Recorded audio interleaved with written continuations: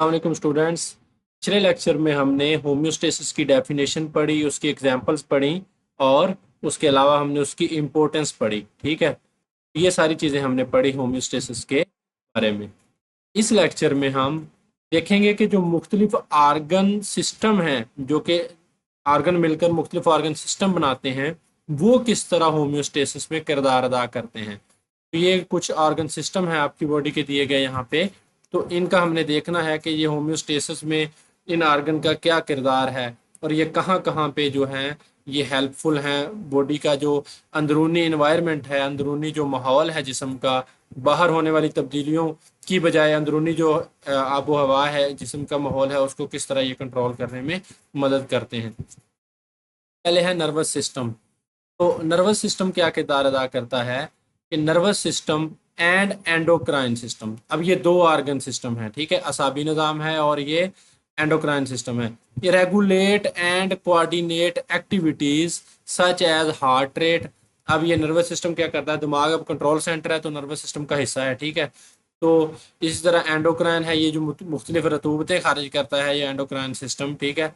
तो ये दोनों मिलकर क्या करते हैं, ये हार्ट रेट को कंट्रोल करते हैं, रेस्पिरेशन यानी कि जो रेस्पिरेशन हो रही है, सांस लेने का अमल, उसको कंट्रोल करते हैं, और मेटाबॉलिज्म जो कि जिस्म का, जिसमें मुख्तलिफ मादे बनाए जाते हैं और तोड़े जाते हैं, उसको कंट्रोल करते हैं।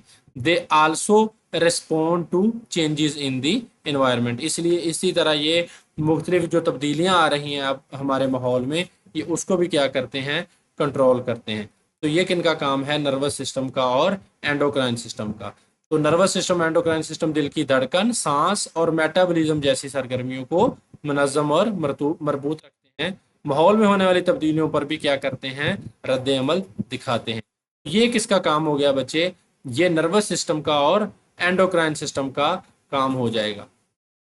के बाद रेस्पिरेटरी सिस्टम दूसरे नंबर पे आता है। अब हमारा रेस्पिरेटरी सिस्टम है, ये क्या काम करता है, जो सांस लेने का अमल है, ये ऑर्गन सिस्टम क्या काम करता है, इंश्योर्स यकीनी बनाता है दैट द बॉडी रिसीव्स, के बॉडी हासिल कर रही है इनफ ऑक्सीजन, ठीक है, ज्यादा से ज्यादा ऑक्सीजन हासिल कर रही है फॉर सेलुलर रेस्पिरेशन। तो सेलुलर रेस्पिरेशन होनी है जिसम में, जिसमें जो है वो मादों ने तोड़कर एनर्जी देनी है हमने, ठीक है ना। सेलुलर रेस्पिरेशन हमने पढ़ा था कि माइटोकॉन्ड्रिया में होती है।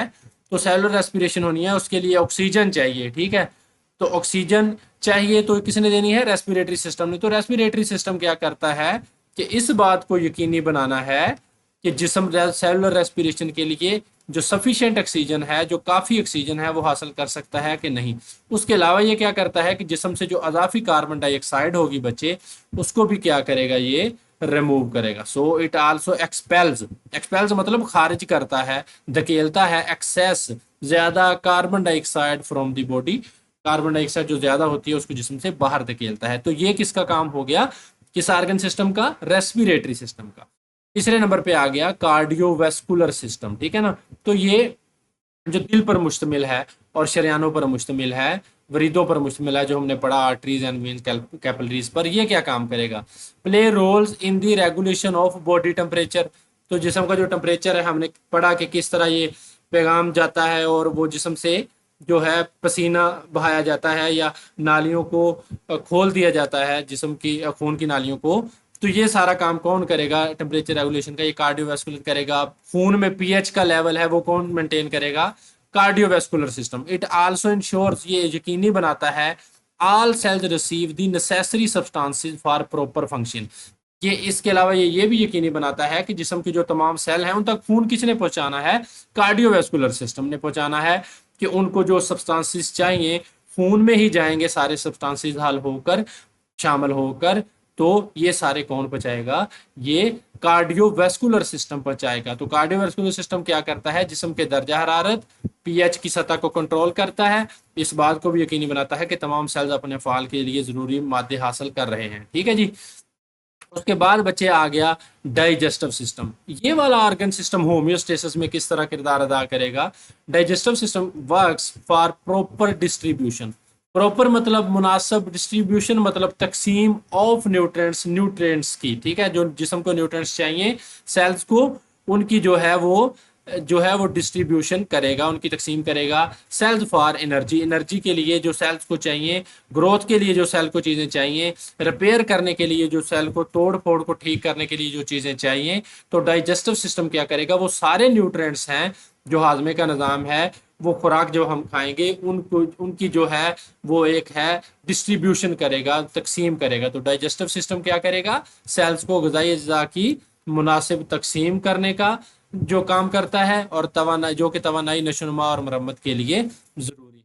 उसके अलावा आगे कौन सा सिस्टम है जी, आगे सिस्टम है मस्कुलर एंड स्केलेटल सिस्टम। तो मस्कुलर और स्केलेटल सिस्टम जो है ये भी ऑर्गन सिस्टम है। ये क्या काम करेंगे, तो ये help to maintain body posture, ठीक है ना।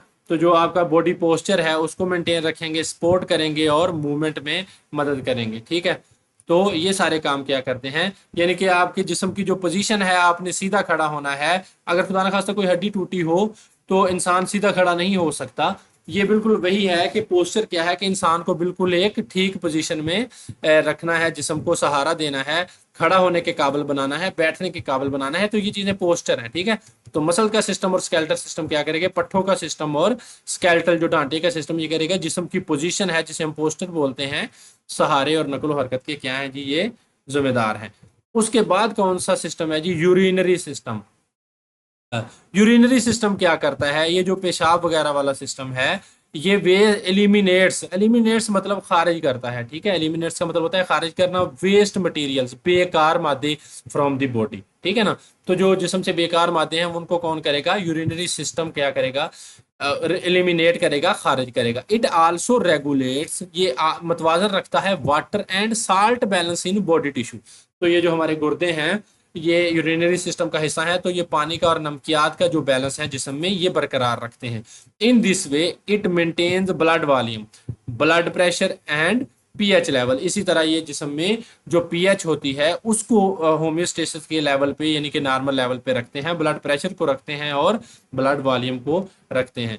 तो यूरिनरी सिस्टम बच्चे क्या करेगा कि जिस्म से बेकार मवाद को खारिज करता है, जिस्म के टिश्यूज में पानी और नमकियात की सतह को मुनज़्ज़म रखता है, और खून के हुजम, ब्लड वॉल्यूम और ब्लड प्रेशर और पीएच की सतह को भी क्या रखता है, मेंटेन रखता है। तो ये किसका, किस ऑर्गन सिस्टम का काम हो गया जी, यूरिनरी सिस्टम का। बच्चे आगे आ गया इंटेगुमेंट्री सिस्टम। इंटेगुमेंट्री सिस्टम यानी कि आपका जो कि जिल्द वाला जो निज़ाम है, इसे हम इंटेगुमेंट्री सिस्टम बोलते हैं।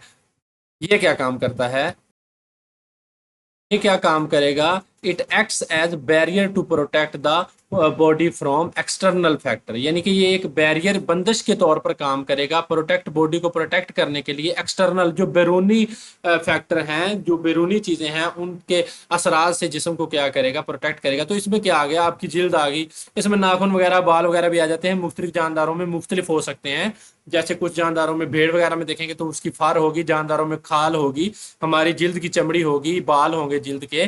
तो ये क्या करते हैं, बाल और जिल्द के और ये जो है, इनमें ये क्या करते हैं, एक बैरियर का काम करते हैं। It also helps to regulate temperature through sweating. तो हमारी जिल्द के जरिए क्या होता है, स्वेटिंग भी होती है, पसीना भी निकलता है। तो ये इंटेगुमेंट्री सिस्टम है, इंटेगुमेंट्री सिस्टम है जो कि हमारी जिल्द और नाखून और बालों वगैरह पर मुश्तमिल होता है। ये जिस्म को बैरूनी अवामल से बचाने के लिए एक रुकावट के तौर पर काम करता है। पसीने के जरिए दर्जा हरारत को भी कंट्रोल करता है, जैसे हमने पढ़ा कि अगर बॉडी का टेम्परेचर 37 से ऊपर चला जाएगा तो पसीना आएगा, अगर 37 से नीचे आएगा तो शिवरिंग होगी, ठीक है, कपकपाहट होगी। तो उस वक्त क्या है, बॉडी का टेम्परेचर फिर क्या है, नॉर्मल 37 पर, 37 पर आ जाएगा। तो ये क्या थे, मुख्तलिफ आर्गन सिस्टम थे जिनका होम्योस्टेसिस में जिस्म की रोल है।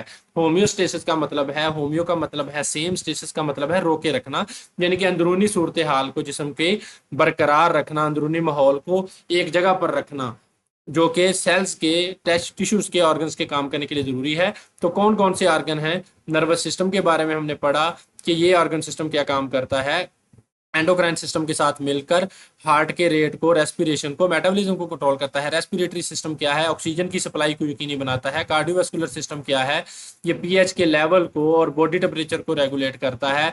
मादों की जो ट्रांसपोर्ट है उनको क्या करता है, कंट्रोल करता है, उनको बाकायदा तकसीम को काबिल बनाता है, यानी कि जो मादे जा रहे हैं जिस्म में, जो सेल ये इंश्योर करता है कि जो सेल्स में जो ज़रूरी मादे हैं सेल के काम करने के लिए वो पहुंच रहे हैं। डाइजेस्टिव सिस्टम क्या करता है, जो न्यूट्रिएंट्स हम खाते हैं, खुराक खाते हैं, उसकी पूरे जिस्म में क्या करता है, प्रॉपर डिस्ट्रीब्यूशन करता है। मस्कुलर सिस्टम और स्केलेटल सिस्टम हमें पोस्चर देते हैं, सपोर्ट देते हैं, मूवमेंट करवाते हैं। यूरिनरी सिस्टम बेकार मादों को जिस्म से निकालता है, ब्लड वॉल्यूम को मेंटेन रखता है, ब्लड प्रेशर को मेंटेन रखता है। इंटेग्यूमेंट्री सिस्टम क्या करता है कि ये बैरियर का काम करता है, जल्द की हिफाजत करता है, और क्या करता है कि ये बॉडी के टेम्परेचर को स्वेटिंग करवा कर बैलेंस रखने की कोशिश करता है। तो बच्चे ये भी क्या है, एक लॉन्ग क्वेश्चन के तौर पर ये अहम सवाल है कि जो ऑर्गन सिस्टम है मुख्तलिफ किस्म के, उनका क्या किरदार है। यह शॉर्ट के तौर पर आपसे पूछ लिया जाता है कि जो नर्वस सिस्टम है या एंडोक्राइन सिस्टम है वो किस तरह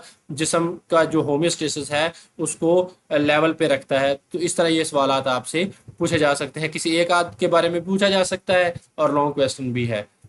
चलें बच्चे, ये इस चैप्टर का आखिरी जो था वो टॉपिक था। इसके बाद हम एक्सरसाइज की तरफ मूव करेंगे अगले लेक्चर में। बहुत शुक्रिया, अल्लाह हाफिज़।